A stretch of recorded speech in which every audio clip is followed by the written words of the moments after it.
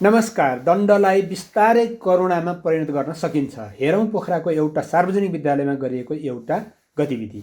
हामी खेल्यौँ, एकसाथ गोलो घेरामा बस्यौँ, आफूलाई जोडीमा विभाजित गर्यौँ। प्रत्येक जोडीको बीचमा हामीले पालो हाम्रो आफ्नै जीवनका सकारात्मक शब्दहरू बतायौँ। हाम्रा आवाजहरू मधुर र न्याना भए, आँखाहरू बढी चहकिला देखिए। हामी प्रत्येकले हाम्रो नामको पहिलो अक्षर वा ध्वनिबाट सुरु हुने सकारात्मक विशेषण बतायौँ। ती विशेषण मध्येबाट सबैले आफूले चाहेको एउटा विशेषण छनौट गर्यौँ। एक एक गरेर ती छनौट गरिएका शब्दहरू बतायौँ। फ्लिप चार्टमा लेखेर भित्तामा टाँस्यौँ। यो हाम्रो उत्तम आशाहरू देखाउने ऐना बन्यो। हाम्रो छनौट गरिएको सकारात्मक विशेषणलाई प्रत्येकले गर्वका साथ भन्यौँ। त्यो असल नामलाई चालहरू मार्फत व्यक्त गरेर जीवन दियौँ।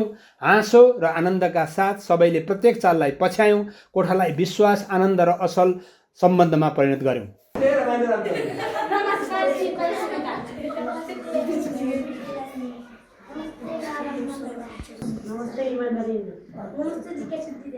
नमस्ते सक्षम शारदा।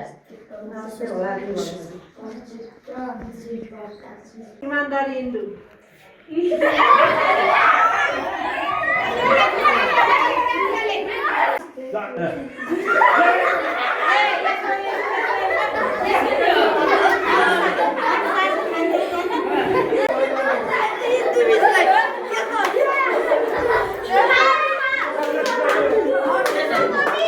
हामीलाई विश्वास छ कार्यशाला यसै समाप्त भएको छैन।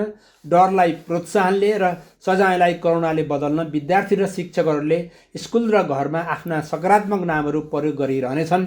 धन्यवाद।